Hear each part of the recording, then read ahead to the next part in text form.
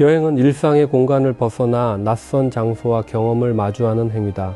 이 시간에는 동서양의 어록과 한국 속담, 그리고 한자 어휘 분석을 통해 여행이라는 개념이 인간의 삶과 어떻게 연결되어 있는지를 살핀다. 먼저 여행을 가리키는 핵심 어휘 두 가지를 짚고 넘어간다. 행운유수라는 말이 있다. 단일행, 구름운, 흐를유, 물수, 흘러가는 구름과 흐르는 물이라는 뜻이다. 이 표현은 본래 사물이 형식에 얽매이지 않고 자연스럽게 흘러가는 상태를 가리키는데 여행의 정신을 설명하는 데 자주 쓰인다. 정해진 방향 없이 흐르는 물처럼 떠나는 것, 그것이 여행의 본질이라는 뜻이다. 또 하나는 객수다. 나그네 객, 근심수, 객지에서 느끼는 시름이라는 뜻이다. 동양의 여행 개념에는 이 객수가 깊이 배어있다. 떠남은 곳 고향으로부터의 분리이고 그 분리는 그리움과 외로움을 수반한다. 이 두 어휘는 여행의 서로 다른 두 얼굴을 정확하게 보여준다. 하나는 자유로운 흐름, 다른 하나는 분리에서 오는 쓸쓸함이다. 임어당은 생활의 발견에서 이렇게 말했다. 생활이 인생의 산문이라면 여행은 분명히 인생의 시다. 여행의 진미는 인생의 무거운 의무에서 잠시 해방되는 자유의 기쁨에 있다. 여행은 우선 떠나고 보아야 한다. 떠가는 구름과 흐르는 물, 곧 행운유수가 여행의 정신이다. 이 문장은 여행을 일상의 산문 언어와 대비시키는 구도를 취한다. 산문이 의무와 반복으로 이루어진 일상이라면 시는 그 틀에서 벗어난 순간이다. 임어당에게 여행은 계획이나 목적보다 먼저 떠남 자체가 우선이다. 행운유수라는 표현이 그 논리를 뒷받침한다. 서양에서도 여행의 본질을 자유로 규정한 시각이 있다. 영국의 비평가 헤즐릿은 이렇게 말했다. 여행의 호는 자유다. 제 좋을 대로 생각하고 느끼고 행동하는 완전한 자유이다. 헤즐릿이 말한 자유는 단순한 이동의 자유가 아니다. 사고와 감각, 행동 전체가 타인의 시선이나 사회적 규범으로부터 풀려나는 상태다. 임어당의 해방과 헤즐릿의 자유는 같은 방향을 가리킨다. 같은 서양권에서 아우구스티누스는 다른 각도로 여행을 정의했다. 세계는 한 권의 책이다. 여행하지 않는 사람은 그 책의 한 페이지만 읽을 뿐이다. 이 문장은 세계를 지식의 저장소로 보는 관점이다. 여행하지 않는 것은 선택의 문제가 아니라 인식의 협소함으로 이어진다는 논리다. 이탈리아의 극작가 골도니도 같은 맥락에서 이렇게 말했다. 모국을 결코 떠나 본 적이 없는 자는 편견으로 가득 차 있다. 두 문장이 공통으로 지적하는 것은 이동하지 않은 사람이 가진 인식의 한계다. 한 장소에 머문다는 것은 그 장소의 논리 안에 갇힌다는 것이다. 한국의 시인 김기림은 태양의 풍속에서 이렇게 썼다. 세계는 나의 학교, 여행이라는 과정에서 나는 수없이 신기로운 일을 배우는 유쾌한 수학생이다. 아우구스티누스가 세계를 책으로 비유했다면 김기림은 학교로 비유했다. 그리고 자신을 그 학교의 학생으로 놓는다. 배움의 주체가 낮은 자리에 서 있다는 이 자세가 주목된다. 여행이 가르침을 받는 과정이라는 인식이다. 13세기 페르시아의 시인 사디는 굴리스탄에서 여행의 이로움을 구체적으로 열거했다. 여행에는 많은 이로움이 있다.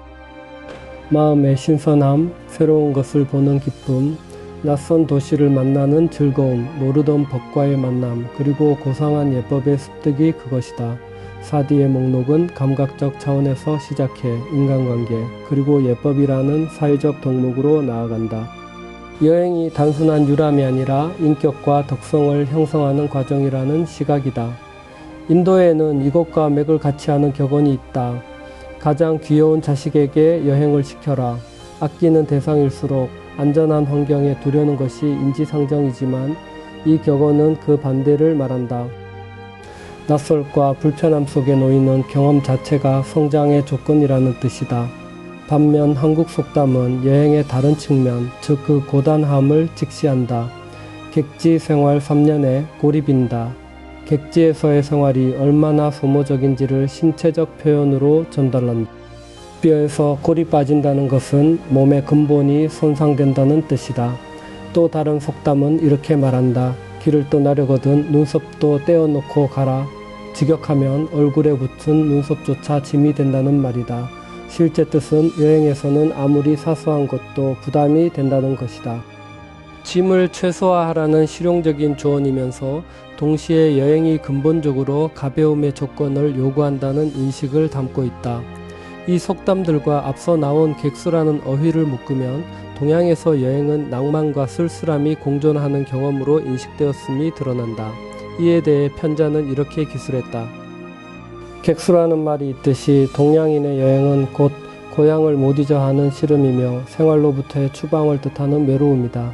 하물며 유랑하는 몸은 말할 것도 없으니 그것은 김삿갓처럼 떠도는 자의 낭만일 따름이다.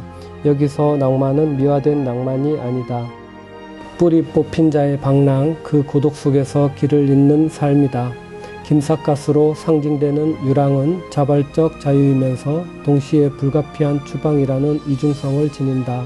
중국 송나라의 문인 마조는 사마천의 문장이 어떻게 형성되었는지를 분석했다. 사마천의 문장은 글 자체에서 얻어진 것이 아니다. 그는 소년 시절부터 하루도 쉬지 않고 여행했으되 그 여행은 경치를 구경하는 데 있지 않았다. 천하의 큰 광경을 보아 자신의 길을 기르려는 데 있었으니 강회의 물결과 온갖 옛 전장의 회고를 그대로 자기 문장으로 옮겼다. 그것이 곧 사기다. 마존의 분석에서 여행은 문장 수련의 방법이다. 풍경을 소비하는 관광과는 다르다. 천하의 기운을 몸으로 흡수해 그것을 글로 옮기는 과정이다. 사기라는 역사서의 문체가 지닌 생동감은 사마천이 두 발로 밟은 땅에서 나왔다는 것이다. 이 맥락에서 편자의 다음 문장이 이어진다. 정신의 편력은 경험의 편력과 맞먹는다. 여행의 양이 곧 인생의 양이다. 여기서 편력은 넓게 돌아다니며 겪는다는 뜻이다. 정신의 깊이와 경험의 폭이 같은 무게를 갖는다는 논리다. 그리고 그 경험의 폭을 여행이 결정한다고 본다. 인생의 양을 결정하는 변수로 여행을 놓는 이 시각은 여행을 삶의 부속 활동이 아니라 삶 자체의 척도로 본다. 마지막으로 소로는 월든에서 이렇게 말했다. 가장 빨리 가는 여행자는 제 발로 걸어가는 사람이란 것을 스스로 안다. 이 문장은 역설적 구조를 취한다. 빠른 이동 수단을 쓰는 사람이 더 멀리 간다는 통념을 뒤집는다. 소로에게 속도는 수단의 빠르기가 아니라 경험의 밀도와 관련된다. 걸어가는 사람은 느리지만 그 느림 속에서 더 많이 본다. 그것이 여행에서 더 빠른 것이다. 여행에 대한 인식은 문화권마다 층위가 다르다. 서양의 어록들은 여행을 편견에서 벗어나는 인식의 확장으로 보았고 동양은 기운을 기르고 쓸쓸함을 감내하는 수련의 과정으로 파악했다. 한국의 속담들은 그 현실적 무게를 빠뜨리지 않았다. 임어당의 문장이 이 모든 논의를 하나로 묶는다. 여행의 진미는 인생의 무거운 의무에서 잠시 해방되는 자유의 기쁨에 있다. 여행은 우선 떠나고 보아야 한다. 동양이 말한 객수의 쓸쓸함과 서양이 말한 자유의 기쁨은 결국 인간이 이 땅의 정착민이 아니라 지나가는 나그네라는 사실을 함께 가리킨다. 히브리서 11장 13절은 믿음의 사람들을 두고 땅에서는 외국인과 나그네임을 증언하였으니라고 기록한다. 성경은 세계라는 책을 읽고 편견을 벗는 배움을 부정하지 않으나 그 모든 여정의 끝에 돌아갈 본향이 있음을 말한다.